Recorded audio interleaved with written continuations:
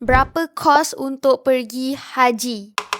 Hari ini Nini nak share berapa kos untuk pergi haji memandangkan Nini sekeluarga dah pun menunaikan ibadah haji pada 1446 Hijrah, iaitu pada tahun 2025 melalui kuota tabung haji dan upgrade menjadi PJH. Jadi Nini dah buat survey sedikit harga dan Nini nak share pengalaman Nini iaitu berapa kos sebenarnya. So, kalau haji dan hajah rasa bermanfaat boleh ambil. Kalau rasa tak bermanfaat boleh skip video ni. Sebelum Nini nak share berapa kos, kita perlu tahu dulu sebenarnya ada beberapa cara untuk kita pergi haji.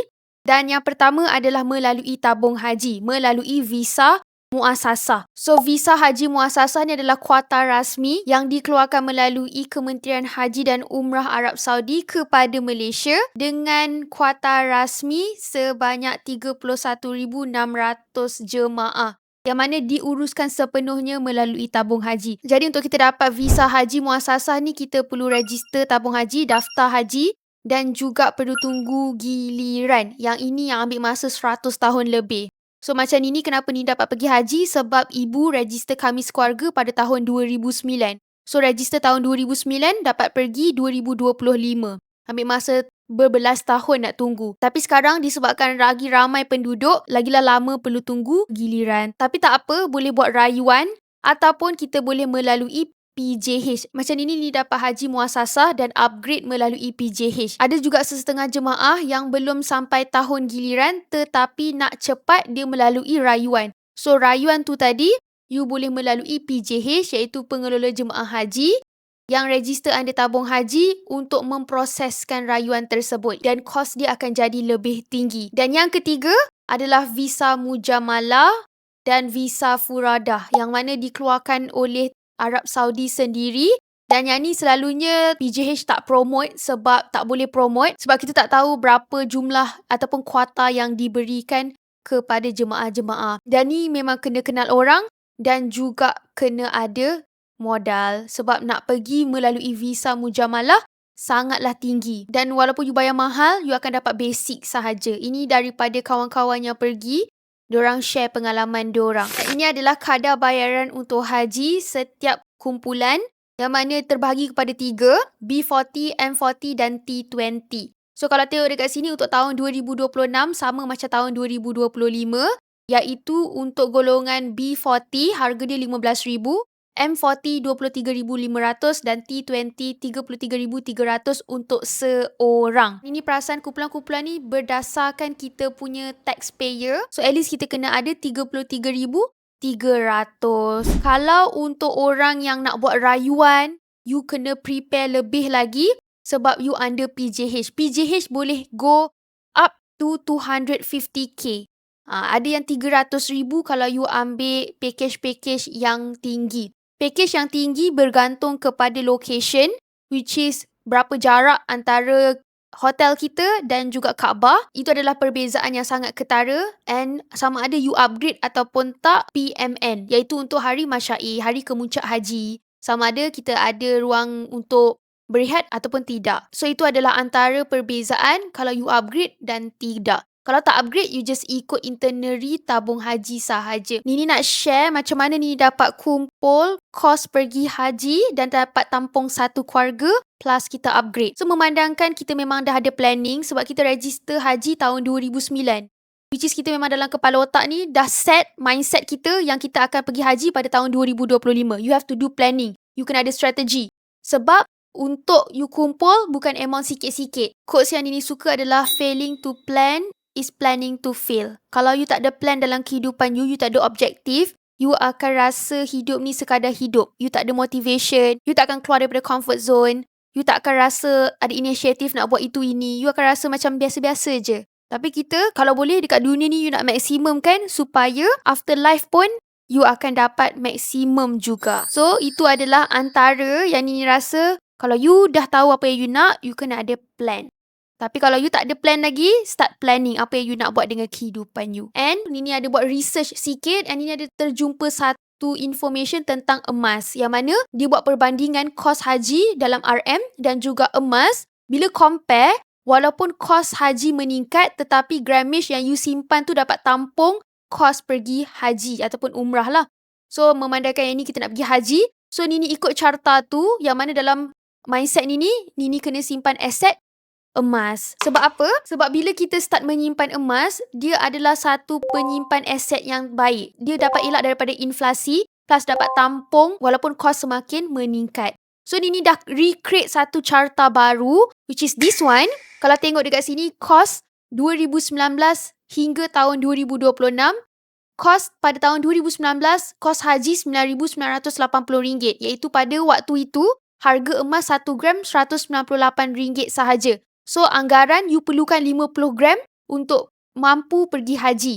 Dan pada tahun 2020, kos sama, tetapi gram emas yang you kena bayar semakin menurun, which is you perlu ada 38 gram sahaja untuk pergi haji. Sebab harga emas meningkat kepada RM260 per gram.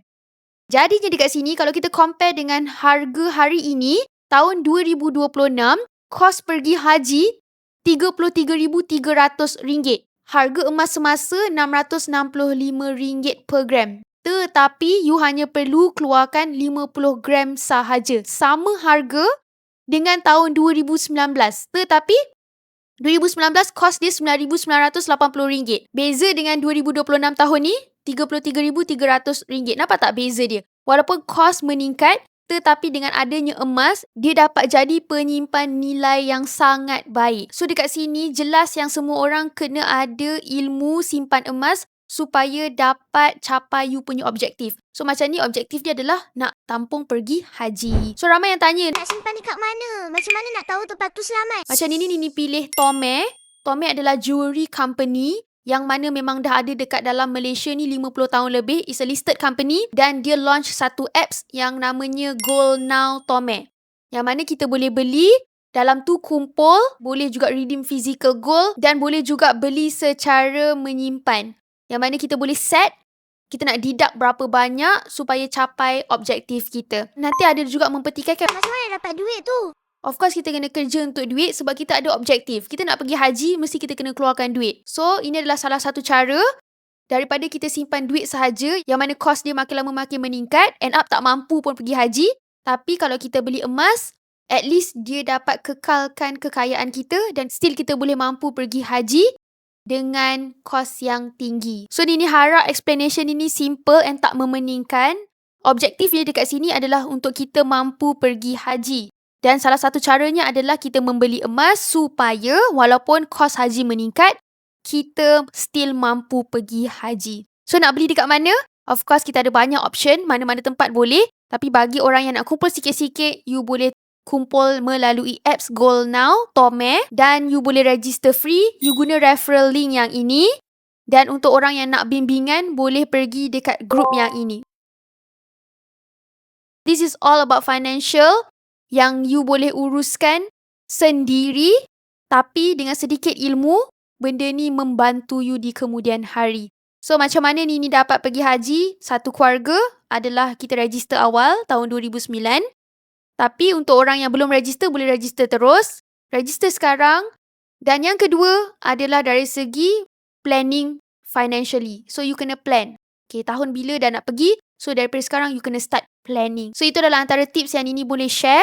Jadi, akhir kata, untuk sesiapa yang nak pergi haji, that is the cost. Cost pergi haji memang mahal. Memang tinggi. Ada yang sampai RM300,000 seorang. Itu adalah cost bagi Nini. Bukannya nak riak ataupun apa. Tapi itu adalah cost untuk dia dapat maksimumkan keselesaan. Sebab haji ni kan sekali seumur hidup. So, itu adalah antara cost pergi haji. Dan Nini belum lagi cerita tentang nak pergi cost sampai RM300,000 seorang. Yang tu sangat mahal, sangat tinggi. Tapi yang ini kita ambil minimum saja. Kita ambil dengan muasasah yang mana you perlu ada sekurang-kurangnya RM33,300. Dan tak mustahil tahun-tahun akan datang dia akan naik harga. So mulai hari ini, please simpanlah emas. Dan kalau tak tahu nak simpan dekat mana, you boleh start dengan buka akaun Tome Gold Now. Register free. And then boleh start membeli serendah 0.1 gram. Iaitu harga hari ni dalam RM60 sahaja. And dekat situ, you dah boleh buat planning sebab dia ada tabung yang dia akan deduct every month daripada you punya account untuk memastikan you punya objektif tercapai. Hopefully video ni membantu untuk dapat gambaran berapa kos haji dan sedikit tips yang Nini harap bermanfaat kepada bakal haji dan hajah untuk planning masa depan, yang mana you boleh beli emas sebagai penyimpan aset baik. So itu saja topik hari ni. Hopefully membantu. Kalau you suka dengan topik macam ni, boleh like, share and subscribe. Jumpa dalam video akan datang. Bye, annyeong.